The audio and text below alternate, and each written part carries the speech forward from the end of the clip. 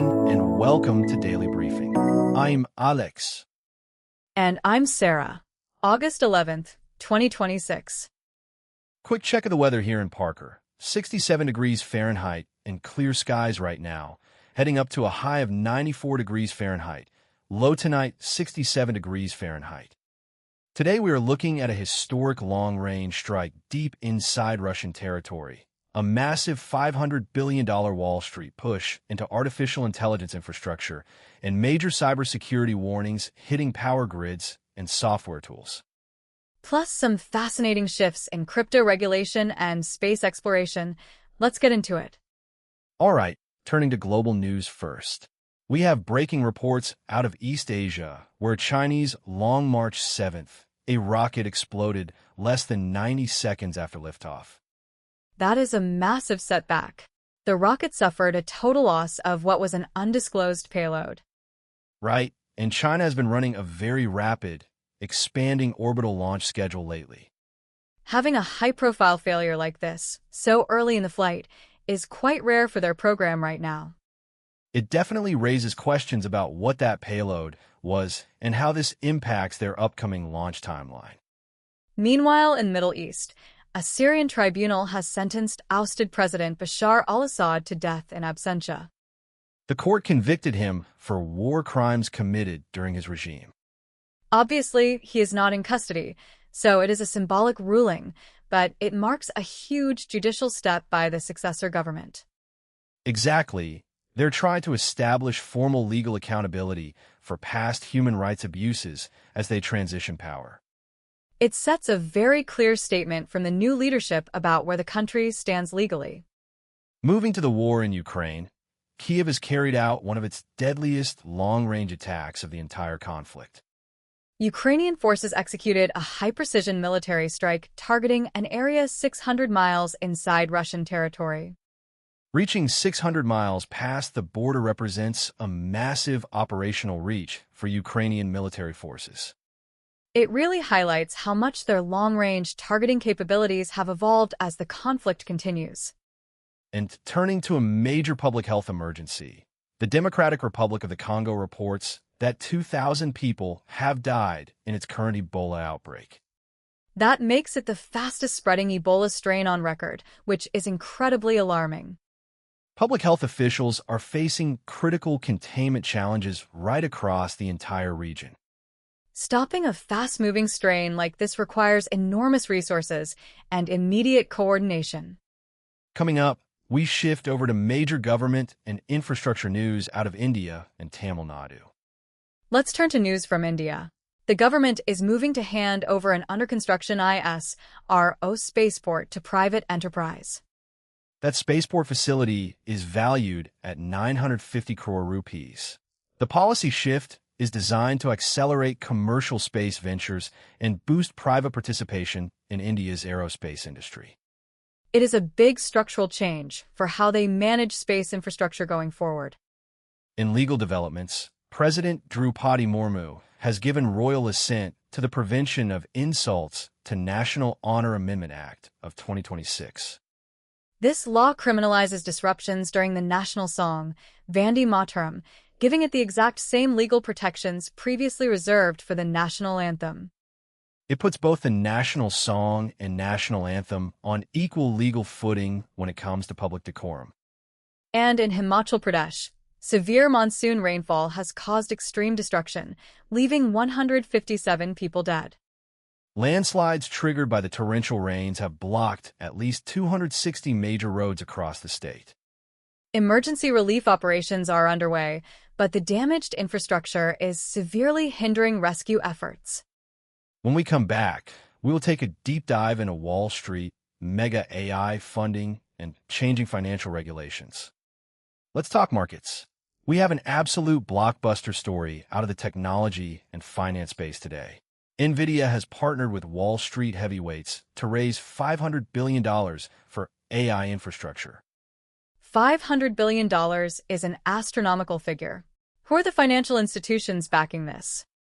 They're working with BlackRock, Goldman Sachs, and Apollo to establish these massive financing platforms. So, what is the broader market implication here? That is way beyond standard corporate credit. Exactly. It marks a fundamental shift toward treating physical AI infrastructure as an established institutional asset class, just like energy grids or real estate. Wall Street is essentially underwriting the physical build-out of compute power at a scale we have never seen before. It shows where big money thinks the foundation of the technology economy is going to sit for the next decade. Speaking of massive compute deals, look at Riot Platforms today. Their stock surged 20% in pre-market trading. That surge came right after Riot announced a 20-year, $9.1 billion compute deal with the AI firm Anthropic. A 20-year commitment is huge. That is a major structural pivot for a crypto mining company. It really is. It underscores this accelerating trend where crypto miners are reallocating their power capacity and infrastructure directly toward artificial intelligence. They already have the high-voltage power hookups and data centers built, so shifting power over to AI compute makes immense financial sense right now.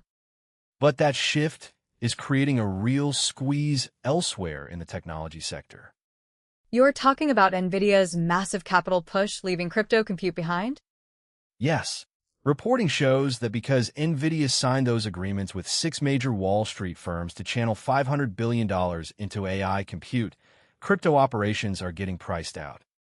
High-performance computing resources for crypto are getting marginalized because the institutional capital flowing into AI is just overwhelming everything else.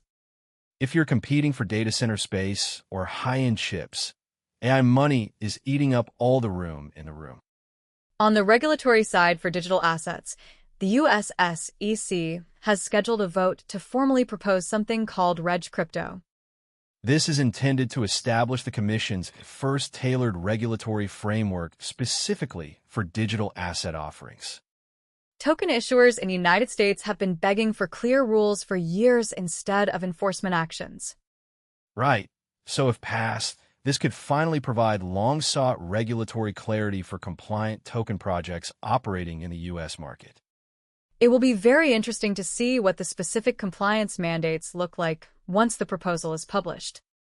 Meanwhile, internationally, South Korea is tightening its oversight on digital assets. Financial regulators there just removed the 1 million won threshold for the crypto travel rule. That means data sharing mandates now apply to every single transfer, no matter how small the amount is. Wow, so every domestic digital asset transaction is now subject to strict anti-money laundering reporting requirements. Exactly, no lower limit exemptions anymore. Finally, in crypto news, there is major governance drama inside the core Bitcoin developer community. Developer Luke Dasher has been removed from his role as a Bitcoin improvement proposal editor. That came after massive backlash over the stalled BIP-110 soft fork attempt. It reflects severe internal governance conflicts over how Bitcoin's underlying protocol should be updated and managed. Coming up, we have critical cybersecurity breaches, state-sponsored offline AI, and OpenAI pausing its next flagship model. On the tech side, we have to start with a deeply concerning report on Windows 11 vulnerability research. Security researchers demonstrated that the standard Windows 11 plug-and-play system can be exploited using emulated USB devices. And we're not just talking about local access here. They showed it leads to a full system-level takeover. What makes it terrifying is that the attack vector can actually be triggered remotely over remote desktop connections. That means an attacker does not even need physical access to plug in a thumb drive if they can reach the machine over an open remote desktop session. System-level privileges give an attacker total control over the host machine, so Microsoft will need to address that plug-and-play pipeline quickly. And it is not just low-level driver bugs. Developer tools using artificial intelligence are also under heavy attack vectors right now. Researchers discovered that Rogue Model Context Protocol, or MCP, servers can manipulate AI coding assistants. They do it by splitting malicious instructions into fragments so that safety filters do not detect the full exploit payload. Once the fragmented instructions bypass the safety guardrails, the AI coding agent can be tricked into exfiltrating sensitive files and secrets. It exposes massive security gaps in how developer AI agents handle untrusted external data sources and context feeds. Developers are giving these AI agents broad system access to help write code, which creates a huge attack surface when external context servers turn hostile. We are also seeing real-world critical infrastructure getting hammered by active ransomware campaigns. U.S. and South Korean intelligence agencies issued a joint warning about the Gunra ransomware strain. Gunra is actively targeting global critical infrastructure by exploiting known flaws in Fortinet and Schneider Electric products. Those products are embedded deep inside public health networks, government systems, and financial sector IT environments. It highlights how persistent the risk is to operational technology when perimeter security products carry unpatched vulnerabilities. If you want to see how dangerous critical infrastructure breaches can get, look at what just happened in Poland. Hackers breached the control systems of a Polish power plant and actually managed to shut down a steam turbine. How did they gain access to an operational power plant? They came in through a private cellular grid network that was connected to the plant's operational controls. Beyond shutting down the steam turbine, the breach also forced a shutdown of the plant's water treatment facilities. It is a vivid demonstration of the real-world operational risks when remote cellular access points are used to manage municipal and power infrastructure without proper air gapping.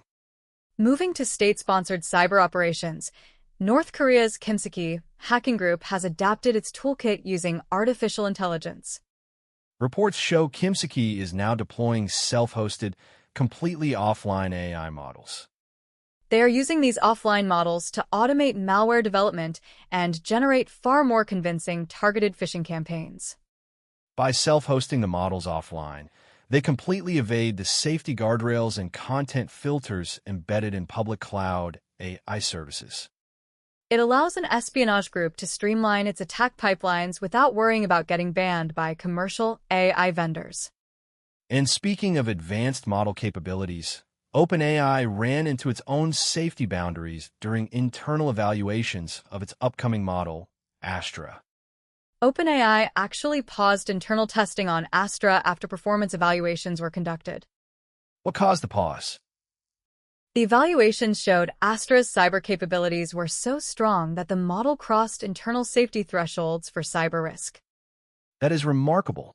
The model showed agentic cyber performance high enough to trigger an emergency pause on development. OpenAI stated they are now implementing much stricter security isolation measures before they resume testing on highly capable agentic models. Finally, in space technology news, Japan's flagship space program got a major shot in the arm. Japan successfully launched its H-3 rocket on August 10th, placing a new navigation satellite precisely into orbit. That successful launch marks a critical recovery for their space program following a devastating launch failure 7 months ago.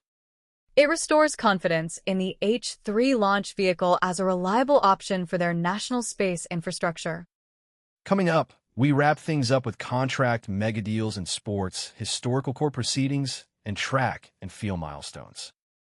Turning to sports and culture, we have a massive financial deal in the NFL. The Dallas Cowboys have agreed to a 3-year contract extension with defensive tackle Quinnen Williams worth $105.9 million. That is a staggering contract for an interior defensive lineman. It locks down a core defensive anchor for Dallas as they set up their long-term roster strategy. Over in entertainment and legal news, jury selection has officially begun in Las Vegas for a decades-old cold case. A former gang leader is standing trial charged in connection with the 1996 murder of iconic rapper Tupac Shakur. It is wild to see jury selection starting after nearly 30 years. It marks a huge legal milestone in a case that has captivated the public since the 90s. In international athletics, Jacob Ingebrigtsen put on an absolute masterclass at the 2026 European Athletics Championships.